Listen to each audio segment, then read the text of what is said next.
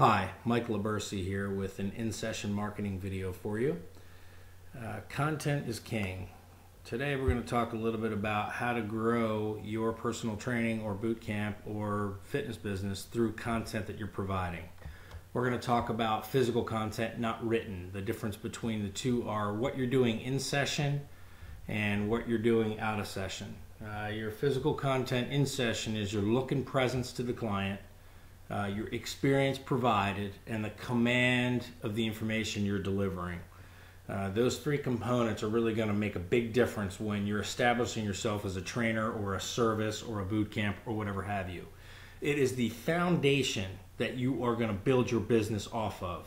Any moron can market. Not everybody can hold a client because they're not good at these three things that I've listed out here. This physical in-session presence. It separates the professional from the amateur, the people that get 45 versus the people that get 245 an hour. When you first meet a client or when you're first approached by a group or you're looking into engaging with either another professional or even your new client or potential client or old clients, your dress code, your shoes, and your logo placement are everything. I've basically always dressed in black or red, good service colors, or a combination of the two. I wear fresh shoes all the time. I always switch my shoes out, and I very rarely wear white shoes because if you're training on a gym floor, the black will scuff against the outside of the shoe again, thus looking terrible. You always want to look crisp to the client. Logo placement. I don't know a ton of people that have walked down the street with a personal trainer on their back and gotten a bunch of business. Keep your logo to your lapel. Use stickers and other marketing tactics to display your logo. We'll go into that later. Not now, it's not the video for it. Are you focused on delivering? Are you a conduit by which information passes through? Is your brain off of me and on to the session? If not, get good at that separation and step up and deliver whatever content it is you're hired to deliver. And make it a good one. Be present and be aware. Stop checking your phone. I see a lot of trainers these days checking smartphones. There's a couple reasons why you can check your phone. First of all, is it an interval timer? Second of all, is it music for the session? Third, is there a special emergency at home? I always carry my phone with me, but I have a ring and a tone for any alerts from my family. I have 2 kids, and it's very important that I know what's going on at all times.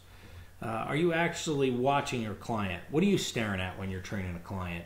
Are you looking from the neck down? Those of us that are advanced, we stare everything up and down all the time. You should too if you're not doing it. What is your proximity to your client? I believe in getting close to a client and then moving away from a client. I do both all throughout the session. I move around my clients and I provide a complete observation from afar and close. You use both at the same time. I'm not slouched around, or I'm not sitting down, or I'm not taking it easy during sessions. Remember, you're trying to look like you have a full command on your information, so that way when they're referring you out or there's a billing discrepancy or whatever, there's no blurring the lines. You're the trainer, they're the client, you give it your all. You want to provide an experience. This is really what separates the pros from the amateurs. Provide an amazing experience. Is your session organized? Do you have a beginning, middle, or an end? Are you an entertainer? You know you're in the hospitality business. If you're not fun and energetic, then your sessions are going to reflect it, and so is your retention rate. If you don't have an organized session, you need to get one or figure out how to get one. Contact me and I'll let you know. Monitor your client's mental state. Paying attention to how your client enters into a session is big because you can either tone them down or pump them up depending on their energy level. And then their physical output's going to be dictated by their mental state. If you can pull them up and get them into an active session and they're down in the dumps, boom, there's value. If they're wound up and stressed out, and you can kind of chill them out and then get them into a session, bam, there's value as well. The more sessions you have underneath your belt, the better you'll be. But if you're not paying attention to that, start. Always ask your clients for feedback. If you're asking the clients for feedback, what you're doing is you're establishing yourself as a service and you're removing the personalization of the service a little bit from the actual client. You're saying, okay, I'm not going to take offense to this, but if the session's too difficult, too easy, you have to let me know. I am here to help you. Do you have a thought process? How close is the session needs to what the client's looking for? I always remind clients why they're doing an activity. It shows my offerings are very thick. I have a real command on the information, and I have a purpose and a reason why. And I always teach new movements in their most basic form. I like to string movements together in 3 to 5 sessions. This, again, sells more sessions, and it safely progresses clients. And I always give my all to a session. I leave it all on the table. This is transitioning, in-session marketing, okay? Starts to transition if you want to know what to do in print, how to advertise and all that stuff. You have to use the content you provide to market yourself. You have to use what's in your brain and what you're delivering to put it into words so that you can get it out there in print. If you're not paying attention to what you're delivering, I don't know what you're marketing, but you're not marketing what you're delivering.